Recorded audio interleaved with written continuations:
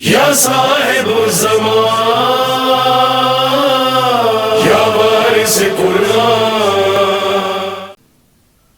شہید دستگیر ایک اور شخص کا کہتے ہیں واقعات، وہ کہتے ہیں بہت سارے، کہتے ہیں ایک اور شخص کا واقعہ بیان کیا کہ جب اسے تلقین کے جملے پڑھا گئے کہ ائمۃ الابرار ائمہ صرف یہی ہیں، تو کہتا اس اشارہ کیا، اس نے نہیں پڑھ پایا۔ اشارہ کہاں کیا؟ اس کے کمرے میں ایک صندوق رکھا ہوا تھا۔ کہتا ہے جب ہم صندوق کھولا تو اس میں ایک سند تھی، یعنی ڈاکومنٹ، اور اس نے اشارہ کیا، لایا، پھر اس نے اس کو پھاڑ دیا اور پھر اس کی صحت ٹھیک ہو گئی۔ تو کہا کہ یہ کیا تھا؟ کہتا ہے جب تم مجھے کہتے تھے کہ ائمہ کو ماننے کے لیے تلقین کرو، تو کہتا ہے کہ ایک شخص اس کے سامنے کھڑا ہوتا تھا صندوق کے، اور اس صندوق میں جو سند تھی وہ میں نے کچھ پیسے دے کر گروی رکھی ہوئی تھی۔ جیسے ہی میں اقرار کرنے لگتا تھا، وہاں جو کھڑا ہوا شخص تھا وہ کہتا تھا میں سند پھاڑ دوں گا، اور یہ سند مجھے میری جان سے زیادہ عزیز تھی۔ کہہ رہے جیسے ہی مجھے ذرا سا موقع ملا، میں ہوش میں آیا، میں نے کہا پہلے تو میں اس کو پھاڑوں تاکہ میں آخری وقت میں ائمہ کی ولایت کا اقرار کر سکوں۔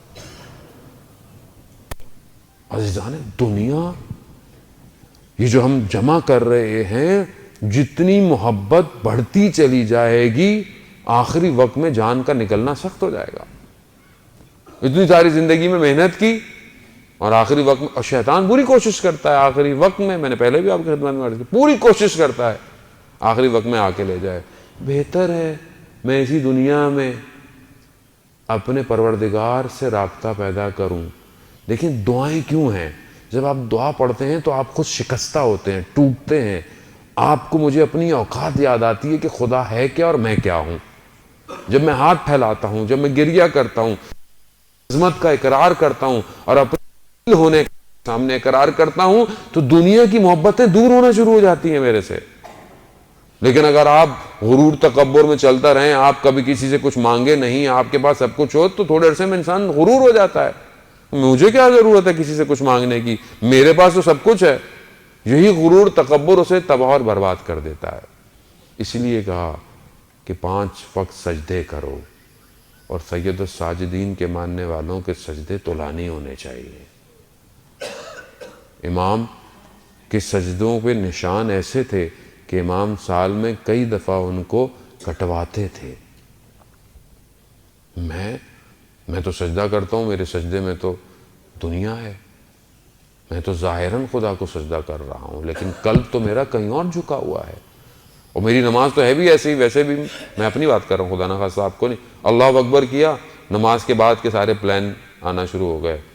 یہ مصیبت موبائل ایسا ہے کہ نماز میں بھی انسان کو نہیں چھوڑتا، ٹڑنگ ٹڑنگ ٹڑنگ بجتا رہتا ہے۔ اب یہ پتہ نہیں کس کا میسج آیا ہوگا، کس کا میسج آیا ہو، تاکیبات سے پہلے میں میسج اٹھاتا ہوں کہ جواب دے دوں۔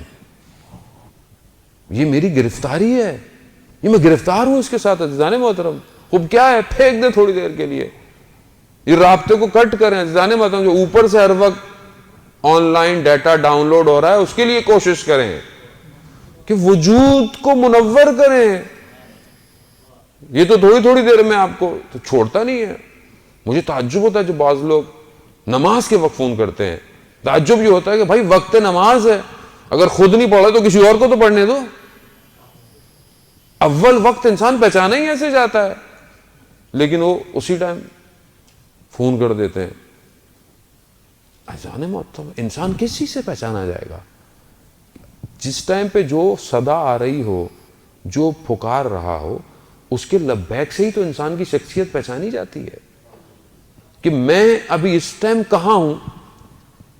میں اپنی بات کر رہا ہوں، کوتاہیاں انسان کے اپنے اندر، ہماری بھی کوتاہیاں، ایسی بات نہیں ہے کہ ہم آپ بولیں گے مولانا صاحب ماشاءاللہ بالکل نہیں، ہم سب سے زیادہ مشکلات ہی مولوی کو ہوتی ہیں، کیونکہ بہت ساری باتیں جانتا ہے اور عمل اس کا ویسا نہیں ہے۔ آپ تو جتنا بہرحال جانتے ہوں گے انشاءاللہ اس پہ عمل کرتے ہوں گے، لیکن ہم تو بہت کچھ جانتے ہیں، لیکن ہمارا عمل ضعف ہے، ضعیف ہے۔ اور روایات میں ہے کہ جو شخص جانتا ہو اور اس کا عمل اس کے علم سے کم ہو، تو خدا اس پر 70 بلائیں نازل کرتا ہے، اور اس میں سے سب سے کم بلا اس کی عبادت میں سے اس کی کیفیت کو چھین لیتا ہے۔ اب آپ ٹکریں مارتے رہیں۔ اب بہت سارے بولے مولانا صاحب پھر فائدہ کیا نماز پڑھنے کا؟ نہیں، اب اس کا یہ بھی مطلب نہیں ہے کہ آپ نہیں پڑھیں، کیونکہ پڑھتے رہیں گے انشاءاللہ اللہ تعالیٰ اس کے اندر وہ کیفیت پیدا کرے گا.